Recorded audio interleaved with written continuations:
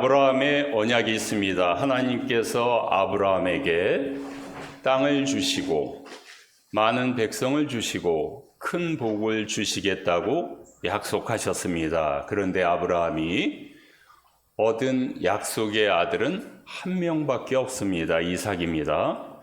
그럼 이삭은 많이 얻었느냐? 이삭도 2명밖에 없습니다. 에서와 야곱입니다. 근데 야곱 때 와가지고 이 자녀가 많이 출생하게 됩니다.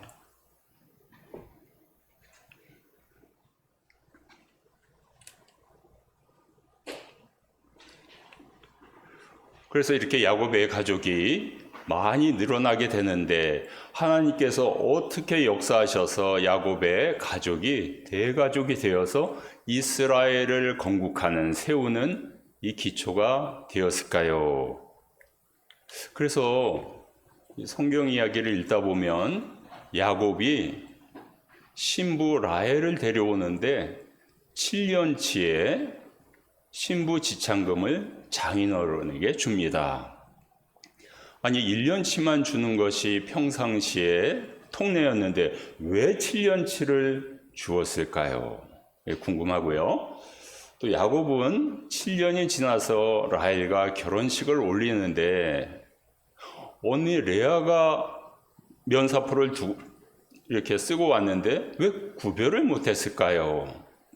7년 동안 거기서 레아와 라헬을 지켜봤는데 왜 라헬을 알아보지 못하고 레아에게 속아서 장가를 갔을까요? 세 번째는요, 가축을 얻기 위해서 단색, 흰색이나 회색의 양과 염소는 라반에게, 아롱지거나 얼룩무늬 점 있는 것은 야곱에게 주기로 했는데 어떻게 해서 야곱이 아롱진 양을 태어나게 해서 많은 가축을 소유할 수 있었을까요? 이 세 가지를 묵상해 보겠습니다. 다윗도요, 사무엘로부터 기름 받은 것은 15세입니다. 그런데 왕이 된 것은요 40세입니다. 기름 부음 받고 곧바로 왕이 된 게 아니고요 25년 동안을 사울 왕으로부터 추격을 당하고 죽임을 당할 뻔하고 도망 다니고 아둘람 굴에서 어려운 사람들과 함께 살며 이러다가 25년 만에 왕이 됩니다. 야곱은요 장자권을 얻었죠. 팥죽을 팔고 장자권을 얻었죠. 아버지로부터 축복권을 얻었죠. 그렇다고 해서 곧바로 이스라엘의 족장이 된 것이 아닙니다. 20년이라는 고통과 고난의 세월이 지난 다음에 이스라엘의 족장이 되었습니다. 야곱이 아버지로부터 축복권을 받았는데 이때 원래는 형 에서가 받기로 했는데 에서가 사냥하는 고기를 준비하는 동안에 야곱이 에서 형처럼 이렇게 팔에 털을 붙이고 마치 에서인 것처럼 하고 들어가서 이삭 아버지로부터 축복권을 얻게 됩니다. 나중에 야곱이 이것을 이제 발각이 나고 에서는 야곱을 죽이려고 합니다. 그래서 야곱이 도망을 가죠. 도망갈 데가 어디 있겠습니까? 외삼촌 하란 그에 있는 라반의 집으로 도망가겠다 계획을 하고 도망을 갑니다. 부엘세바에서 살다가 하란까지 가는 거리가 900km입니다. 근데 우리 인간이 매일 걸을 수 있는 거리는 하루에 30km밖에 되지 않습니다. 먹을 양식도 없고요. 마실 물도 없고요. 도망 다니는 심적 압박을 느끼고요. 30km밖에 도망을 못 갑니다. 내일 또 도망가야 되기 때문에 잠을 자야 됩니다. 도망가다가 루스라는 곳에서 돌베개를 베고 잠을 자게 됩니다. 야곱이 그 부잣집 아브라함 집의 손자였습니다. 뭐가 부족한 게 있었겠습니까? 그런데 야곱의 신세가 돌베개를 베고 자는 신세가 되었고 도망자의 신세가 되었습니다. 여러분 지금까지 살면서 우리 베개 없이는 잠을 못 잡니다. 하여튼 베개를 베야 돼요. 근데 광야에서 들판에서 숲속에서 혹시 돌을 베개 삼아 자본 적이 있습니까? 야영 캠핑 간 거 말고요. 돌 베개를 베고 자신 분이 있습니까? 그런 분이 고난을 받은 겁니다. 인생의 고통을 경험해 본 겁니다. 돌 베개를 매일 같이 이렇게 베고 잠을 자는데 베델에서 꿈에 하나님의 음성을 듣게 됩니다. 원래 루스라는 곳인데 이름을 베델로 바꾸죠. 베델의 뜻은 엘이 하나님이니까 하나님의 집이 됩니다. 이곳에 잠을 자다가 꿈을 꿨는데 천사들이 사닥다리를 오르락 내리락 하고 있는 거예요. 사닥다리가 하나님의 명을 받아 내려와서 이 땅에서 하나님의 일을 하고 다시 하나님께 올라가서 또 명령을 받아 오르락 내리락 하고 있는 겁니다. 예를 들면 천사들이 바벨탑의 언어가 혼잡해질 때 어떻게 혼잡해졌냐? 천사들이 언어 하나씩을 다 갖고 온 겁니다. 거기에 있는 일꾼들에게 언어 하나씩을 다 가르쳐 주니까 사람들의 말이 다 달라서 통용되지가 않았지 않습니까? 자, 이렇게 하는데 하나님께서 꿈에 야곱에게 이 광야에서 돌베개를 베고자 하는 야곱에게 내가 앞으로 이 땅을 줄 것이며 너에게 많은 자손을 줄 것이며 너에게 복을 주리라. 아브라함의 언약을 그대로 주겠다고 하나님이 야곱에게 꿈에 약속하십니다. 그래서 이 약속을 가지고 야곱은 계속해서 도망가서 결국은 하란 땅에 도착하게 됩니다. 도착해서 우물로 먼저 가야겠죠. 물을 마셔야 됩니다. 사람은 물을 마시기 위해서 우물밖에 없습니다. 근데 이 하란 땅에 있는 라헬을 만나게 되는데 여기도 다 이 가족 친척간입니다. 아브라함의 아버지가 데라 아닙니까? 데라가 아브라함과 이 나홀과 하란, 여기서 하란은 인명이죠. 사람 이름도 인명이 있습니다. 지명도 있고 3명의 아들을 낳았는데 여기서 이제 자손들이 나왔고 이 자손들끼리 서로 결혼을 하는 겁니다. 저 하란의 아들이 롯 아닙니까? 그래서 아브라함과 롯이 그 가나안 땅으로 갔고요. 또 여기 아브라함이 그 아들이 이삭인데 이삭의 그 옆에 있는 리브가 대각선으로 보시면 됩니다. 리브가하고 결혼을 하죠.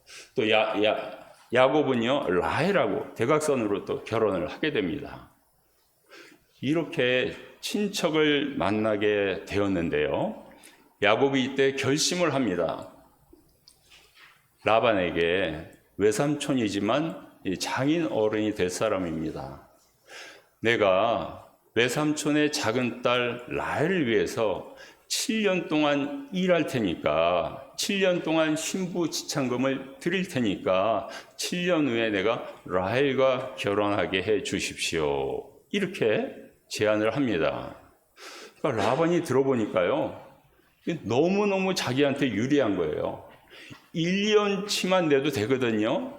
자기 연봉에 여러분들이 월급 받는 거 1년치를 신랑이 신부 댁에 내고 신부를 데려오는 겁니다. 왜냐하면 신부가 신랑 댁에 오면 하는 일이 많아요. 농사도 져야 되고요. 빵도 만드는 음식도 만들어야 되고요. 설거지도 해야 되고 물도 길러야 되고요. 하는 일이 보통 많은 게 아닙니다. 그래서 그냥 1년치만 드리고 데려오는 겁니다. 근데 라반이 들어보니까 7년치 연봉을 내겠다는 거예요. 그러니까 라반도 오케이를 한 겁니다. 야곱이 제안하고 라반이 오케이 했습니다. 여러분들, 야곱이 왜 7년치의 그 신부 지참금을 드린다고 했을까요? 너무 많이 드린 거 아닙니까? 그거는요, 이렇게 많이 드리면은 라반이 거절하지 못합니다. 여러분들이 10만 불짜리 집을 사러 갔습니다. 근데 집주인한테 이거 7배 해서 70만 불 드리겠습니다. 그러면 집주인이 곧바로 사인합니다. 더 이상 생각해 볼 게 없어요. 7배는 완전수고 풀 넘버입니다. 만수입니다. 이렇게 드린다는 거예요. 그러니까 야곱이 얼마나 라헬을 사랑했는지 알 수 있습니다. 내가 7배를 드릴 테니까 사인합시다. 그것이 바로 1차 계약입니다. 야곱과 라반이 1차 계약을 맺은 겁니다. 기간은 7년이고요. 장소는 하란의 들판에서 야곱이 양과 염소를 목축하는데 야곱이 일하는 시간은 해 뜰 때부터 해질 때까지 6 to 6가 되고요. 그러면 7년 후의 혜택은 뭐냐? 야곱이 라헬과 결혼할 수 있다는 거예요. 여러분, 계약서를 쓸 때 각 당사자가 생각이 있습니다. 라반은 라반대로 이거 내가 횡재했구나 하면서 사인을 하고요. 야곱은 내가 더 이상 갈 곳도 없는데 어차피 여기 있다가 라헬 늘 바라보다가 7년 후에 내가 결혼하면 되지 하고 사인을 한 겁니다. 계약이죠. 1차 계약을 맺었습니다. 근데 이 7년을 야곱은 수일같이 여겼습니다. 여러분, 7년을 수일같이 여길 수 있습니까? 7달을 수일같이 여길 수는 있어요. 7달은 뭐 어떻게든 지나가니까. 근데 7년이 그렇게 휙 지나갑니까? 야곱은 7년을 수일같이 여기며 이른 아침부터 밤늦게까지 양과 염소를 열심히 목축을 했습니다. 오늘 찬양도 있었지만 낮의 해가 야곱을 상치 아니했습니다. 밤의 달도 야곱을 상치 아니하였습니다. 그리고 7년이 지난 거예요. 그리고 결혼식 날이 됐습니다. 낮에는 덥기 때문에 중동 지방은 저녁 6시 이후에 모든 행사를 합니다. 결혼식을 올립니다. 라반이 얼마나 영리한지 첫째 딸을 시집 보내기 위해서 레아를 들여보냅니다. 면사포를 씌우고 저녁이 돼서 어두컴컴하고 야곱은 뭐 전혀 이런 속임수가 있을 거라고는 생각도 못했죠. 우리들도 그렇잖아요. 우리 인생 살면서 어떻게 형제를 바꾼다는 그런 생각은 하지 못하잖아요. 근데 아침에 깨보니까 라헬이 아니고 레아예요.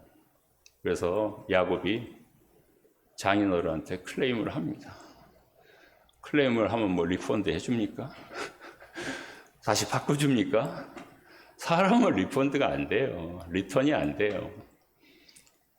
그러니까 라반이 어떻게 리스폰스 합니까?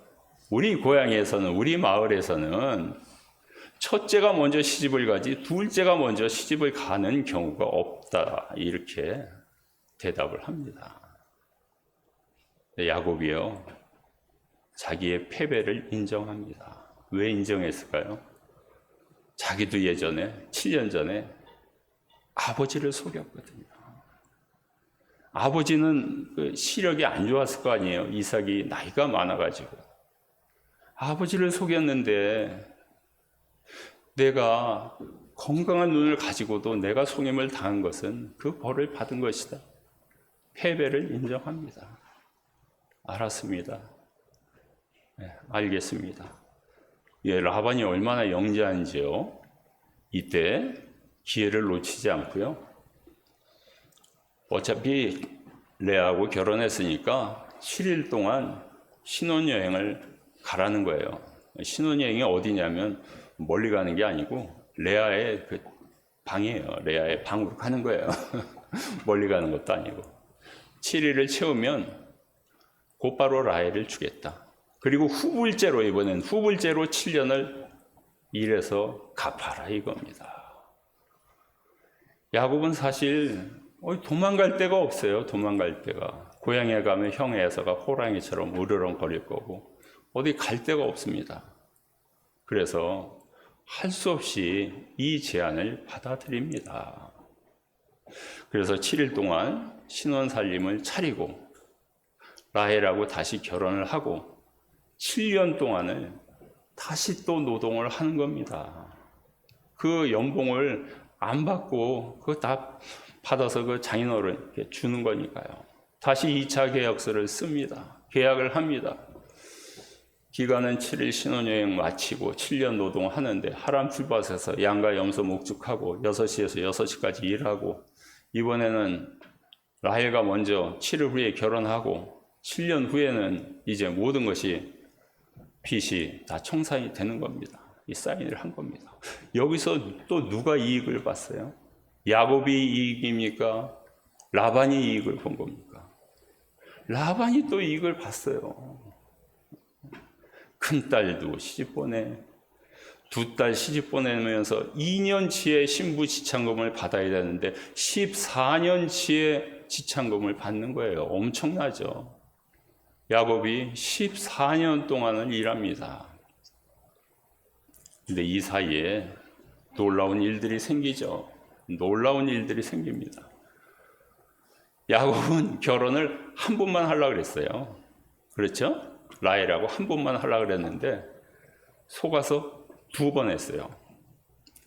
근데 이 두 와이프가 얼마나 아들 경쟁이 심한지 자기 여종을 또 결혼시키는 거예요, 야곱하고. 그래가지고 야곱이 원치 않게입니다. 4번을 결혼한 거예요. 비라하고 실바라는 여종까지 해서. 그러니까 자녀가 아들이 12명에 딸이 1명이 된 거예요. 이 정도면 나라를 세우는데 하나의 기초가 되거든요. 많지 않습니까? 그러니까 야곱이 실수하고 계약에서 많은 불이익을 당했지만 하나님께서는 그 실수를 그대로 받아들이고 이스라엘을 세우는데, 이스라엘을 만드는데 12지파로 사용하는데 이렇게 선용하게 됩니다. 놀랍지 않습니까? 여러분들도 살다 보면 계약 다 하십니다. 제일 큰 계약이 집 계약이죠. 집 계약이 제일 커요. 2번째 계약이 자동차, 차 계약이죠. 여러분 차 계약할 때 어떻습니까? 야, 이렇게 좋은 차를 내가 이렇게 싸게 사는구나. 파는 쪽에서는 어떻게 생각해요? 야, 이런 차를 이렇게 비싸게 내가 받으면서 파이낸싱까지 해가지고 내가 엄청나게 돈을 버는구나. 그럼 파이낸싱 하면은 그 이자가 엄청납니다. 그리고 써놓은 거 보면요. 매달 358달러 이렇게 써놨어요. 400달러 이러면 계산하기가 얼마나 좋아요. 357달러를 5년, 60개월로 곱하려니까 계산이 안 되는 거예요. 차 계약도 있고요. 우리가 뭐 핸드폰 사는 것도 사실 계약입니다. 계약서 안 써도 계약이죠. 또 우리가 뭐 아마존에 물건 시키는 것도 다 계약입니다. 다 계약할 때는 내가 이익을 많이 봤어. 하지만 나중에 생각해 보면 아이고 내가 실수했구나. 내가 이번에는 손해를 봤구나. 이런 계약도 여러분 많을 줄로 압니다.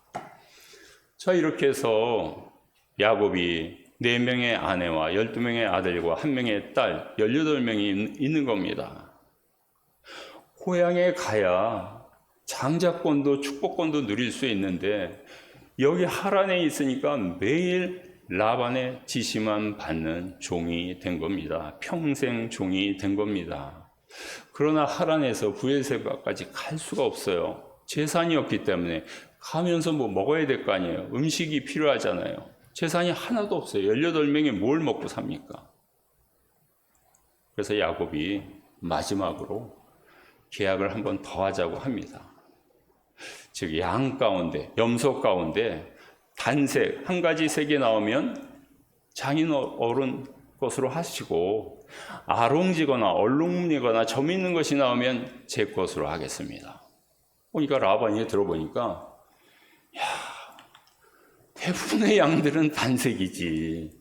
아이고, 이거 아주 그냥 야곱이 평생 내 종이 되려고 아주 결심을 했구만. 아주 결심을 했어. 1차, 2차, 3차 계약까지 아주 나한테 모든 걸 다 갖다 바치는구나. 오케이, 사인합니다. 여러분, 대부분의 양들은 단색이에요. 이렇게 얼룩무늬 아롱진 양 보신 적 있으세요? 보신 적 없을 겁니다.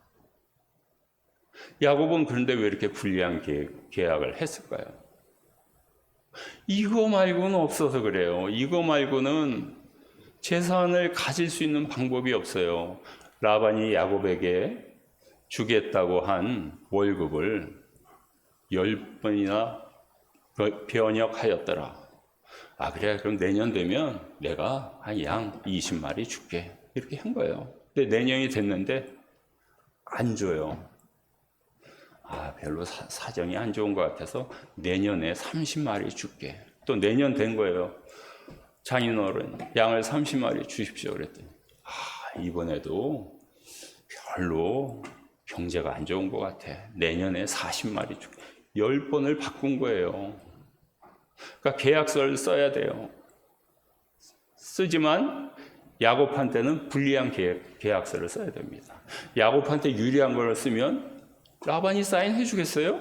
사인 안 하죠, 당연히.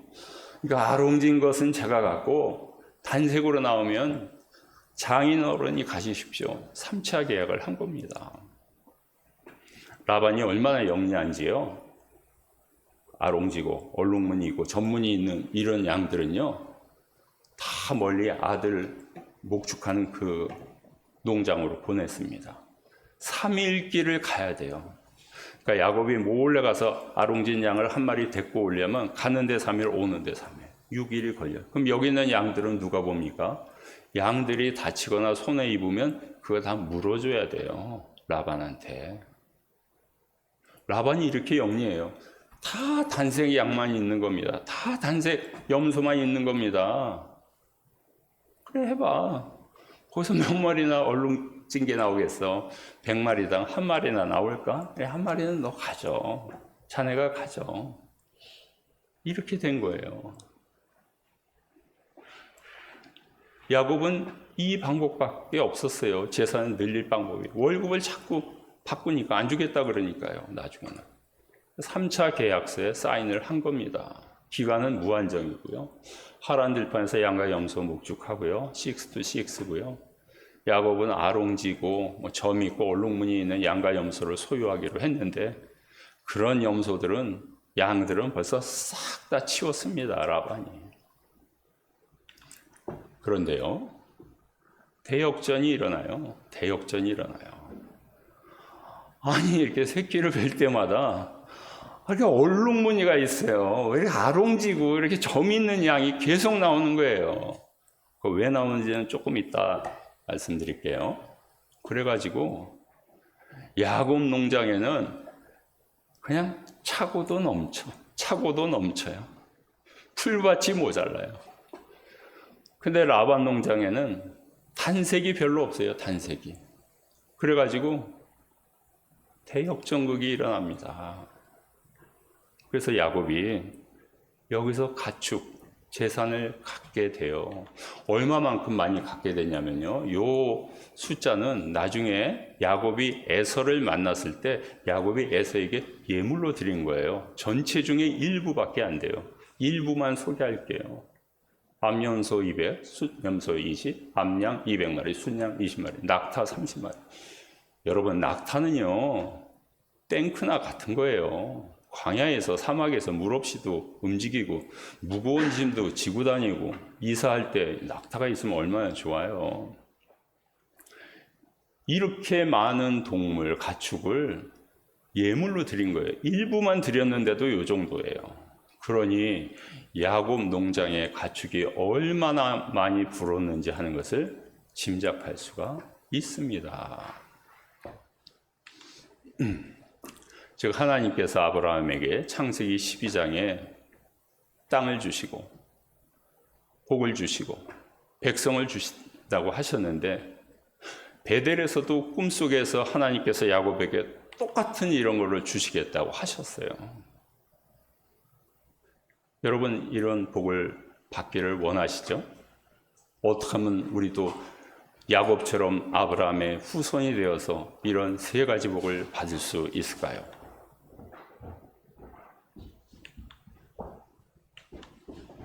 갈라디아서 3장 7절에 그 해답이 있습니다. 믿음으로 우리는 아브라함의 자손이 되었나니. 여러분, 아브라함은요, 히브리 민족의 조상이라고 하지 않습니다. 이스라엘의 조상이라고 하지 않습니다. 믿음의 조상이라고 합니다. 그럼 믿음의 조상의 후예가 되려면요, 우리도 믿음을 가지면 돼요. 사도 바울이 아주 명쾌하게 설명하고 있습니다. 우리도 세 가지 복을 주세요. 아브라함이 받았던 언약 세 가지 복을 주세요. 그래? 그럼 믿음으로 아브라함의 후예가 되라는 거예요. 야곱도 이런 복을 받았습니다. 야곱이 하란 땅에 갔지만 여기서 돌아오면 부엘사바 큰 땅을 얻게 되고요. 자손들도 많이 얻었고요. 가축이라는 재산의 복도 엄청나게 차고 넘칩니다. 여러분도 믿음으로 이런 세 가지 복을 소유하시기를 축원합니다. 그렇게 해서 야곱이 18명의 대가족이 이 많은 양떼와 가축들을 몰고 고향으로 돌아와 족장이 되고, 이스라엘의 이 아들들이 12지파의 지파장이 되어서 이스라엘을 세우게 됩니다. 자, 그럼 제3차 계약에서 어떻게 야곱이 이런 많은 아롱진 양을, 얼룩무늬 양을, 점 있는 양을 얻게 되어서 이런 놀라운 기적이 일어날 수 있었을까요? 야곱은 하나님의 그 음성을 듣고 하나님 하라는 대로 나뭇가지를 벗겨서 물 구유에서 양들이 와서 물을 먹고 새끼를 베게 했어요. 우리 기독교는요, 모든 것이 물에서 시작합니다. 물 구유는 가축들이 물을 마실 수 있도록 이렇게 나무를 깎아서 만들어 놨어요. 거기 물을 부어놓으면 가축들이 물을 마시죠. 또 먹이도 갖다 놓죠, 구유에다가. 기독교는 다 물에서 시작합니다. 나중에는 야곱의 우물도 있죠. 사실 이거는 이삭이 판 거예요. 이삭이 우물을 팠는데 이삭이 축복권, 상속권으로 야곱에게 다 물려주니까 야곱이 이 우물을 다 갖게 되죠. 근데 왜 이삭의 우물이라고 하지 않고 야곱의 우물이라고 할까요? 그것은 이 야곱의 물구유에서 야곱이 기사회생을 했고 대역전국을 펼칠 수가 있었고 고향으로 돌아올 수가 있었고 12지파로 이스라엘을 세울 수 있었기 때문입니다. 야곱의 물구유에서 야곱의 우물이라는 이름이 붙여졌습니다. 야곱의 우물에서 이삭이 리브가를 만났고요. 야곱이 라헬을 만났고요. 모세가 시보라를 만났습니다. 또한 우리 기독교는 예수님의 세례로부터 시작합니다. 세례 요한이 예수님께 물로 세례를 줌으로 말미암아 예수님의 공생애가 시작이 됩니다. 또 예수님께서 첫 번째로 행하신 기적이 갈릴리 가나의 혼인잔치에서 물이 포도주로 바뀐 사건입니다. 물이 이렇게 중요합니다. 또 예수님께서 수가성에서 사마리아 여인을 만났을 때 이 물을 통해서 생명수, 영원히 목마르지 않는 물을 줌으로써 이 여인이 자기 수가성에 있는 사람들을 전도하고 예수님을 초청하여 2박 3일 동안 말씀을 듣는 놀라운 일이 일어납니다. 또 빌립 집사가 예루살렘에 왔던 에디오피아 재무장관, 이사야의 글을 읽던 재무장관, 복음을 전하고 물이 필요한 곳에서, 물이 있는 곳에서 세례를 줍니다. 지금 에디오피아가요, 기독교인이 50%가 넘습니다. 과반 넘기가 쉽지가 않습니다, 오늘날. 그리고 가장 중요한 것은요, 예수님이 말구유, 말인지 하여튼 그 가축이 있는 구유, 그 옆에서 탄생하신 겁니다. 그게 물을 담아 놓는 거예요. 여기서 기적이 일어납니다. 자, 라반은 야곱이 아롱진 양을 얻지 못하도록 얼마나 많은 영리한 행동을 했습니까? 사탄은요, 이 하나님이 보내신 이 아들이 의인으로 태어나지 못하도록 얼마나 많은 방어를 했습니까?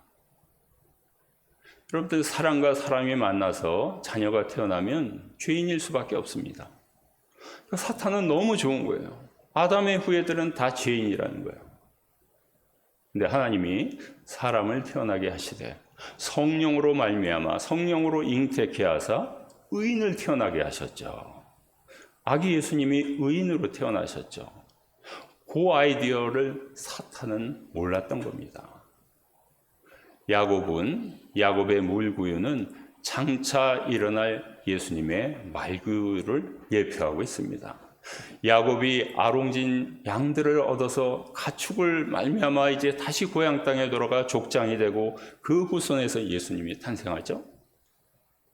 예수님은요, 아담의 후예이기 때문에 이 죄인밖에 태어날 수 없는 이 상황에서 성령으로 말미암아 아롱진 양처럼 의인으로 태어나셔서 우리를 구원하시게 됩니다. 라반은 야곱을 막으려고 했고요, 사탄은 예수님의 탄생을 막으려고 했는데 막질 못했어요. 오늘 말씀을 통해서 몇 가지 묵상을 해보고자 합니다. 야곱은 1차 계약에서 실수했습니다. 손해봤습니다. 2차 계약에서도 손해봤습니다. 3차 계약은 내가 불이익인지 알지만 어쩔 수 없이 이렇게 제안할 수밖에 없었습니다.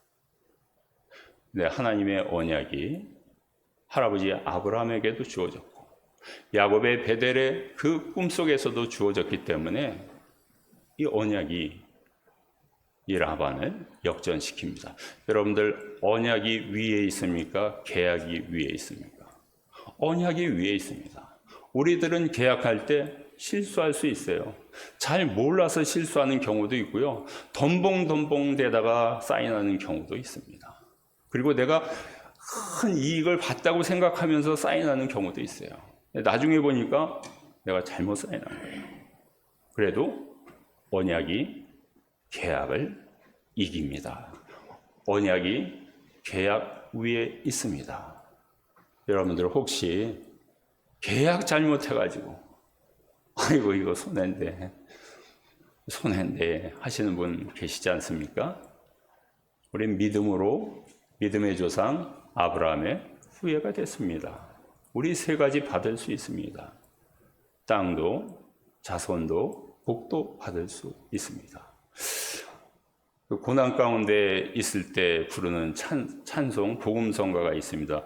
왜 나만 겪는 고난이냐고 불평하지 마세요. 고난의 뒤편에 있는 주님이 주실 축복 미리 보면서 감사하세요. 여러분들, 계약 위에 있는 언약을 믿으면서 감사하시기를 축원합니다. 우리는 믿음으로 아브라함의 자손이 되었습니다. 우리도 야곱처럼 이 세 가지 복을 받을 수 있습니다. 믿음을 계속 유지하시기를 축원합니다. 세 번째로, 야곱의 물 구유에서 기적이 일어났습니다. 정말 라반이 다 차단시켜 놨는데 여기에서 얼룩무늬 아롱진 양이 태어난 겁니다. 그 베들레헴의 마구간에 사탄이 다 차단시켜 놨는데 여기서 우리 구주 예수님이 성령으로 말미암아 잉태되어 의인으로 태어난 겁니다. 의인으로 태어났기에 우리를 죄인을 구원할 수가 있는 겁니다. 이런 믿음을 가지시고 승리하시는 우리 성도님들이 다 되시기를 축원합니다. 찬송하시고 기도하시겠습니다.